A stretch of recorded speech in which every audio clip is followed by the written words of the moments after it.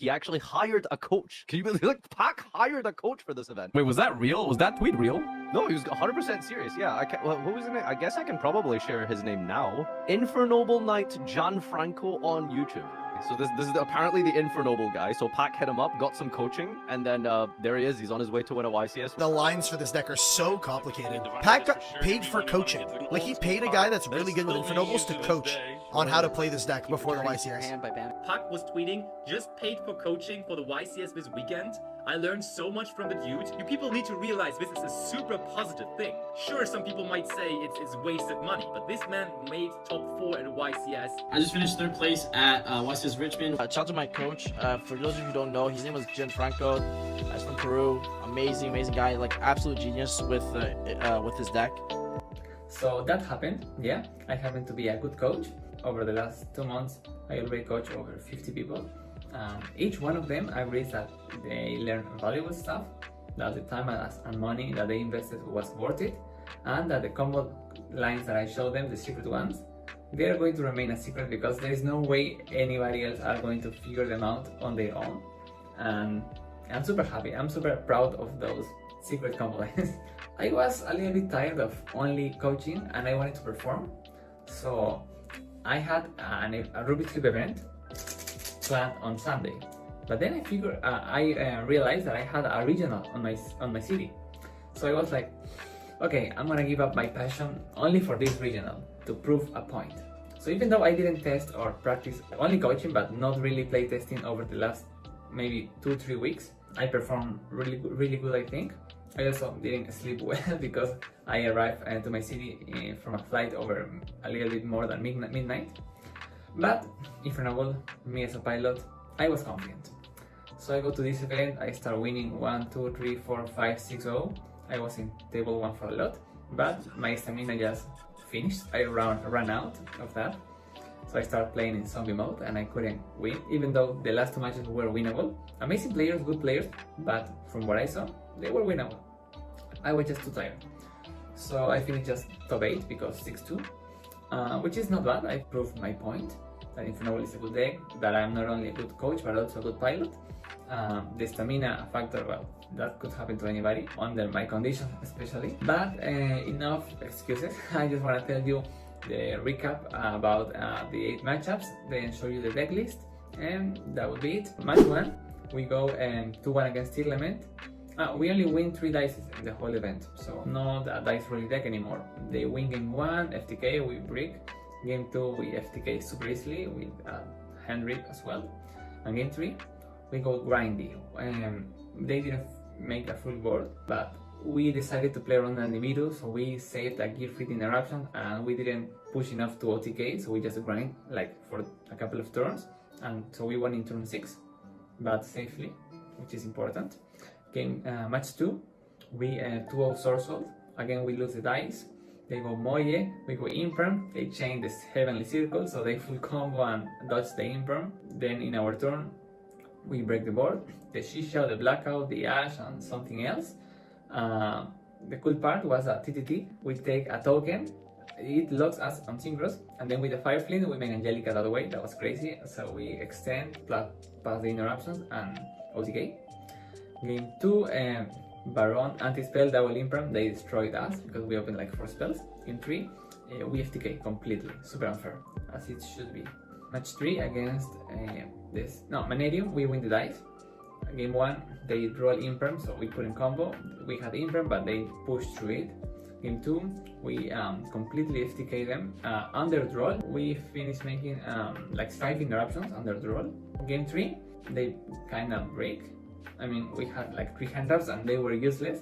So with the other 3 cards, we managed to push, grind a little bit, but with the hand traps and the grind, we eventually won that. In round 4, 2-0 Despia branded. We win dice roll here and in the previous one. So here we have to get to roll game 1, and then game 2 we Ash branded Fusion. They end on Masquerade and the Barrier. Red Layer kill Masquerade. They flip the Barrier, fine. We set up Gearfried, SP, and we Prosperity into Ash. We win eventually, like in 2 turns. Round 5, Marines, 2 of them, we lose dice, but we use double hand drop on them. They end on just like a boss monster and a trapping hand. So we bait that, we destroy the monster in battle, we set up like 4 interruptions, they couldn't come back. Game 2, we also double hand trap them, so they couldn't do much. We grinded a little bit, like we couldn't OTK. So we had like an SP and gear fit. They tried to come back and they make some cool combo with the sea monster. They are waterlogged and then the sea monster vanish and try to summon, and we cannot summon because of the lock. It's a cool way to use the ruling. So they board wipe our interruptions, but we just make a comeback and OTK with gear fit protecting from a possible nib, because we got it back with Renat. Yeah. Round 6 against Chimera Branded, 2 of them. Here we get a deck check, and if you pay attention to my last video, we got a game loss because of a deck check. So this time we were prepared for the deck check. That was cool. Game 1, we FTK'd because we make full board, and they had a Fenrir Droplet Book of Moon, but we saw the hand, so yeah, we make everything and they couldn't pass through that. Game 2, we Ash Mirror Swordsman, we Prosperity into Duster, we use it against a Super Poly and a Book of Moon, and then we just totally sucked them. That was lucky because then we just summon Ogier, summon Red Layer, summon Ogier, and then we had Gear Fit, so we just put combo protected. He scooped at some point of my sequencing. Round 7 against Rika, the guy who won the event, congrats to him. We get FTK even though we open Impermanence, and after the Imperm, they set up Regulus, so they had a negate for a second hand drop. So that's a cool combo deck if they use it properly. Game 2, we FTK through Nib, but the nasty FTK that I have ever done. Because I have my ways to FTK through Nib without a Pelusa, just with Connector or not. But in this time I also have TTT and Talents and Trust. So they use the Nib at any point, we overcome it without using those cards, and then TTT Talents take a Board Breaker from hand. Trust, get Heritage, get like 2 more interruptions of Heritage into Museum. That was disgusting, absurd, super insane. Like, yeah, like 7 interruptions and like 2 rips, and with the Nib as a third rip, yeah, disgusting. In game 3, we avail our Nib to stop him, but they had to roll an Ash to stop us, so we just ended on like SP and Gear Fit or something along those lines. No, just the SP, no Gear Fit. But we didn't actually destroy the Nib token, even though we could, because to prevent the guy in graveyard to revive so he cannot make a comeback. So we like get a couple of turns, and then we set up a red layer with Maugis that is not gonna die to the Nib token, because the Nib token had like 4k attack. So then they just destroy the Nibiru, and then in our turn with the red layer on field and Museum, we get an equip, we get a Renault, we summon it, we get a Gear Fit, we start like comboing off, we summon the Gear Fit, we are kind of close to the battle phase, and then time is called and we lose because of life points. Yeah, at that point I was super zombie. Too bad. It was winnable for sure, like just 1 more minute, 2 more minutes, maybe in game 1 should have scooped earlier, but it happens anyway. And then match 8 against Unchained. Gerardo Delgado, like a really good player, pro player from Peru, in my opinion. He makes a full board game 1. We like bait every interaction, but didn't have gas to push through. We used Imperm on Caesar, and then with the 5 engine pieces just to pick up his board, and we open like bad, like Connector, Ogier, and Joy, but we use them properly. Also Finsley, and one other card that was maybe a Heritage. Game 2, we FTK through nothing, they had nothing, and we look at the hand, so it was again disgusting. We ripped 2, I think, and then yeah, the full board. And then game 3, he makes again the full board, plus Nash, and we pass through everything. This time we only had 6 engine pieces, like no non-engine at all. So they had like the Rage that can go into an SP that can vanish 2. They had the Ash, they had the setup to make the Abomination pop, the Trap, and the Caesar, like those 7. And follow up. Just with engine, we cleared everything, but we could only end on SP Gear Fit. Then in their turn, they start sequencing, and then time is called, and we lose because of, yeah, Museum. But it happens. Now, what else can I tell you? No, I think that's it. Now we are ready to go to the deck list. Alright, so let's begin with the deck profile. Token, field center, yep, mat, now the main deck.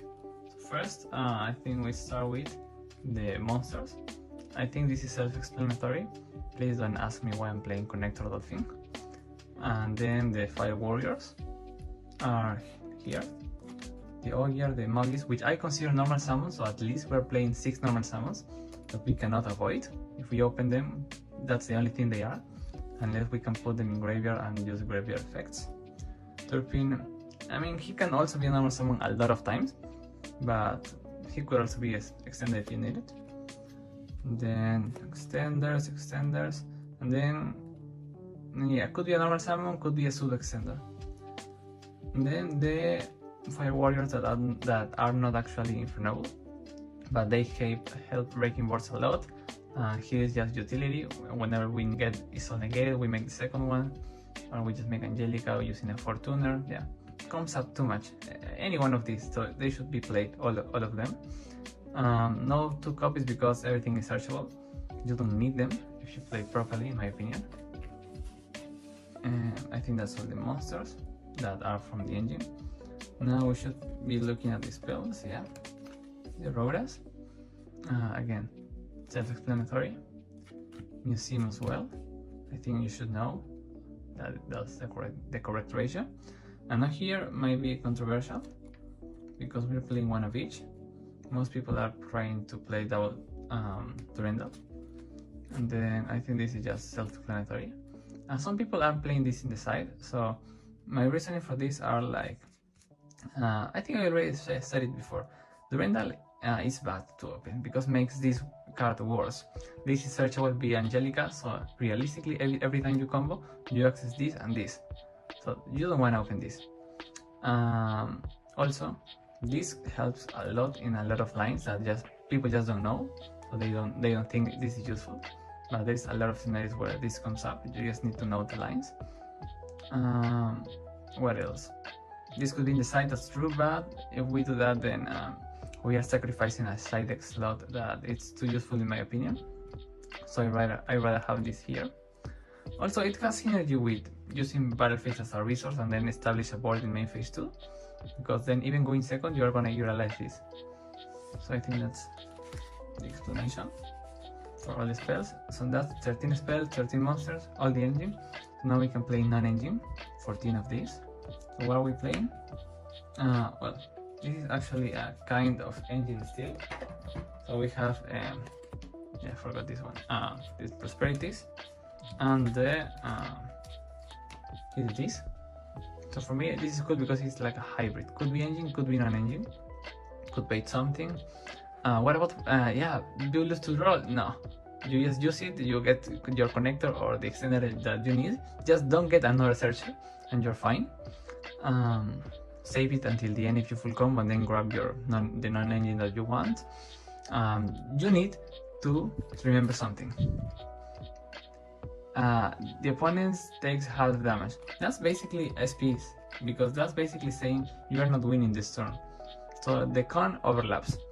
Banishing 3 or 6, you can banish 6 every time that you need it. You just need to realize what you're going to use from the extra deck. That I think that only comes with experience and also like reading the scenario. Okay, I'm breaking a board, I have these cards in hand, okay, this is what I can use, this is what I can banish face down. In my experience, in my testing in the regional, I banish 6 every time that I need it.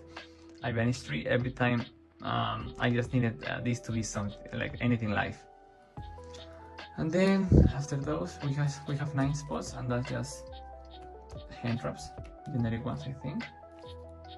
Yeah, because for my miracle I was thinking that the format was too wide open, so I could face like a lot of rogue decks. So I think Veiler was a good call.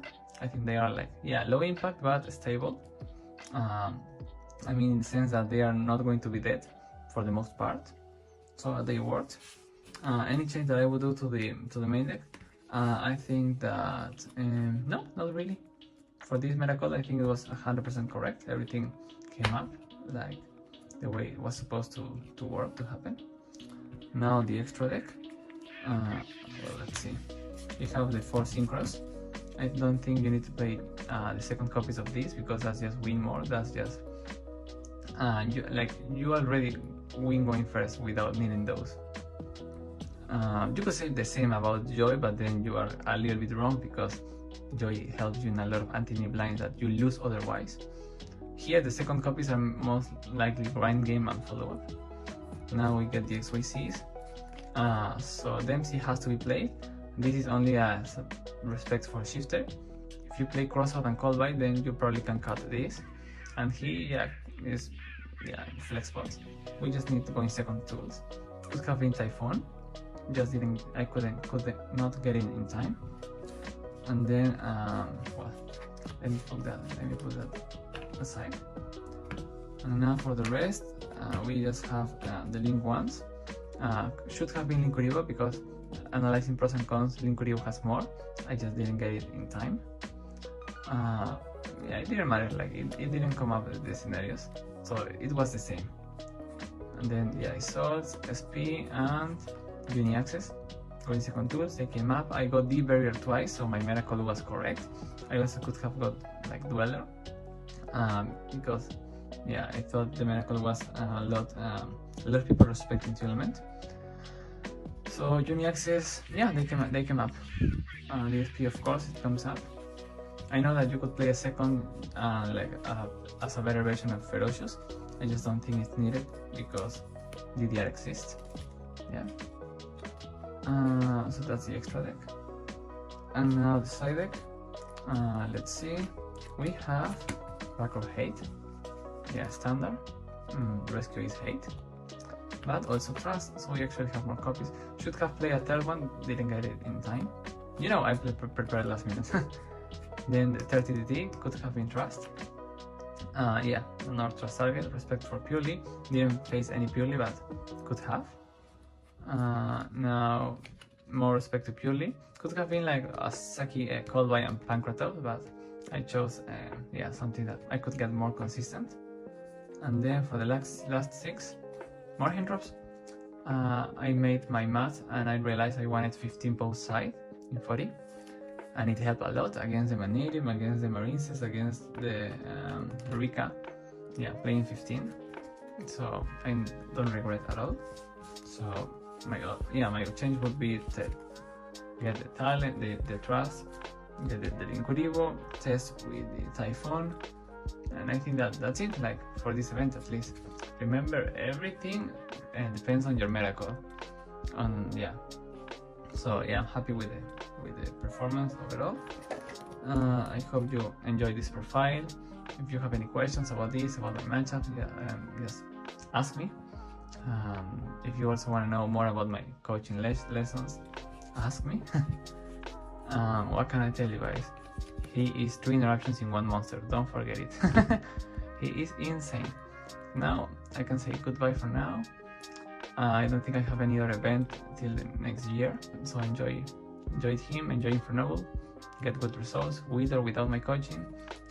Just make the Infernoble community proud. You can do it. Oh, I almost forgot. What about Simple Spoiler? Which one is the better version? Well, the answer is check all the pros and cons, but really, all of them.